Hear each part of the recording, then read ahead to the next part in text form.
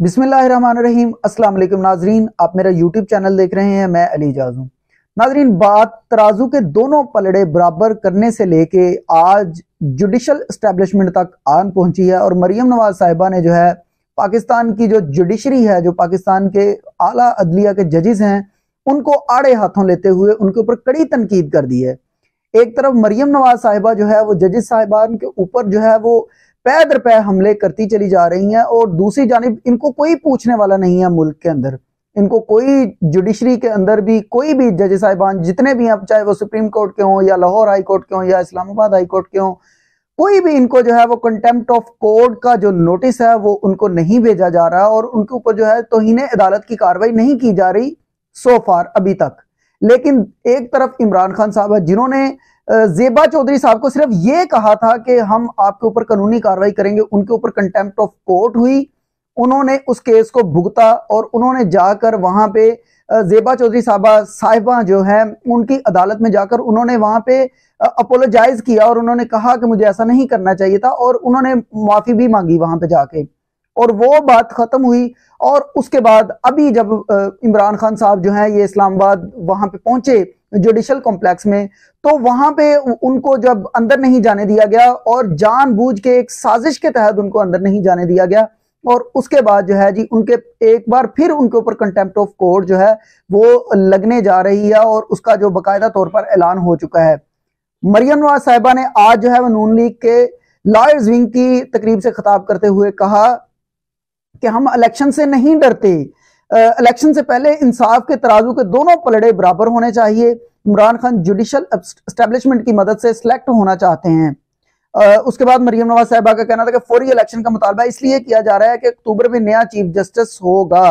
बेगमात के कहने पर अदालत के फैसले होते हैं, इनकी बाकियात अदलिया में मौजूद हैं, ये अब इन पर तकिया किए बैठे हैं। मरियम नवाज साहिबा जो है ये अदलिया के ऊपर, उनकी निजी जिंदगी के ऊपर बात करना शुरू हो चुकी हैं और ये इनका आज का नहीं है, इनका बहुत पुराना वतीरा है कि ये जब इनको नजर आ रहा होता है ना कि जी हम यहाँ पे शिकस्त खा रहे हैं और हम हार रहे हैं, तो ये पर्सनल होने की जो है वो कोशिश की जाती है। और इसी तरह इन्होंने जो है ये जुडिशरी आला अदलिया के जो जजेस साहिबान हैं उनकी बेगमात और उनके बच्चों तक भी अब ये पहुंच चुके हैं। तो बहरहाल एक तरफ मरियम नवाज साहिबा जो है वो जुडिशरी के ऊपर जो है वो पै दर पै हमले कर रही हैं और दूसरी जानिब जो पाकिस्तान के इंटीरियर मिनिस्टर हैं राना सनाउल्लाह साहब, वो जो है वो धमकियों के ऊपर धमकियां लगाई जा रहे हैं और उन्होंने तो आज खुले अल्फाज में ये तक कह दिया कि हमारा वजूद खत्म हो रहा है। और ये इतराफी बयान है राना सनाउल्लाह साहब का।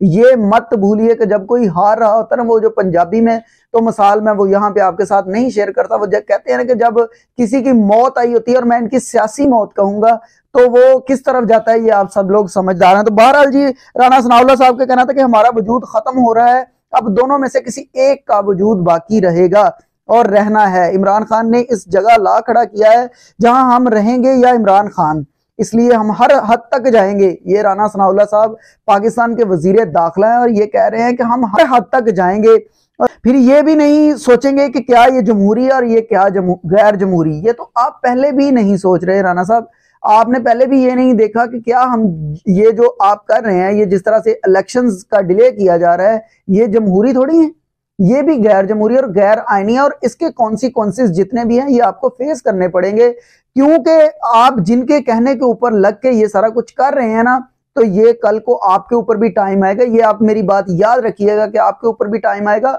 और आपको इसको फेस करना पड़ेगा। आप ये जिस तरह से आइन की वायलेशन कर रहे हैं, इमरान खान साहब को आप लोगों ने खुद ही कहा था कि पंजाब की असम्बलियां डिसॉल्व करें और केपीके की असम्बलियां डिसॉल्व करें, तो हम अगले दिन ही जो नेशनल असम्बली जो है उसको डिसॉल्व कर देंगे और हम इलेक्शंस के अंदर चले जाएंगे। लेकिन इमरान खान ने जो है इनको किया, तहलील किया असम्बलियों को, और आप जो है इस बात से आगे लगकर दौड़ रहे हैं। मैं अपने बार बार व्लॉग्स के अंदर ये कह रहा हूं कि आपने जूते हाथों में पकड़े हुए हैं और आप भाग रहे हैं। पीडीएम की जितनी भी मौजूदा हुकूमत है, ये जितनी भी जमातें हैं, ये सारी की सारी भाग रही हैं, इन्होंने जूते हाथों में पकड़े हुए हैं। तो बहरहाल ये सारा सिनेरियो था जो मैंने आपके सामने रख दिया और ये एक शिकस्त खोरदा जो इंसान होता है या जो जिनको शिकस्त नजर आ रही होती है, तो ये इस तरह की स्टेटमेंट्स जो हैं ये उनकी होती हैं ये आपने खुद ही कह के असम्बलियां तहलील करवाई हैं और अभी आप इलेक्शन से इस तरह भाग रहे हैं। इसकी क्या गारंटी है कि आप अक्टूबर में इलेक्शंस करवाएंगे? आपको पता है आपकी जिस तरह से आपकी इकोनॉमी की सूरत हाल है, तो अक्टूबर में आपको कहां से पैसे मिलेंगे और अक्टूबर में आप कैसे मैनेज करेंगे ये सारा कुछ?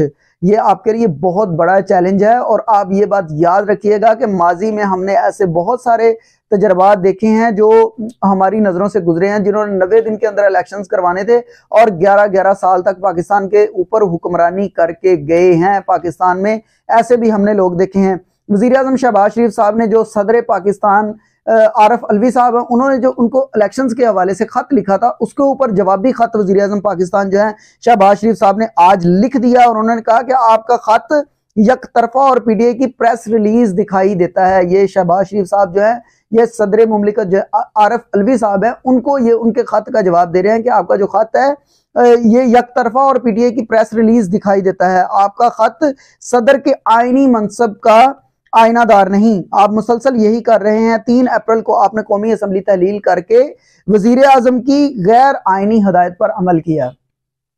सदर पाकिस्तान ने आपको यही मशवरा दिया ना कि आप इलेक्शंस जो है ये आईनी हदूद में रहते हुए ये इलेक्शन करवाएं। तो आपको ये जो है इलेक्शंस करवाने के, इलेक्शन के ऊपर बात करने के बजाय आप उनको ये कह रहे हैं कि जी आपकी ये जो खत है ये गैर आईनी, गैर जमहूरी और ये आपके ओहदे के जो है वो आयनादार नहीं, और ये आप इस तरह की बातें कर रहे हैं। आपको सिर्फ और सिर्फ इलेक्शन की बात करनी चाहिए। आपको मैं बार बार ये बात समझा रहा हूं, कह रहा हूं अपने इस चैनल के थ्रू, अपने इस प्लेटफॉर्म के थ्रू कि आपको ये इलेक्शंस जो हैं ये करवाने पड़ेंगे। ये आपके गले की सबसे बड़ी हड्डी बनेंगे ये इलेक्शंस। आप इस बात को समझिए। आप जिनके पीछे लगे हुए हैं, जिन लोगों के पीछे लगे हुए हैं, आप ये इस सारा कुछ को, इस सब कुछ को आप डिले कर रहे हैं अपने जाती मफाद के लिए, क्योंकि आप इलेक्शंस में आपको शिकस्त नजर आ रही है, तो आप इससे राह फरार इख्तियार करना चाहते हैं। तो ये आपके गले की हड्डी बनेगा और किसी को नहीं ये कुछ भी करेगा। उम्मीद करता हूँ आपको वीडियो पसंद आई होगी। अपना बहुत ख्याल रखिएगा, अपने इस चैनल का भी। अल्लाह हाफिज।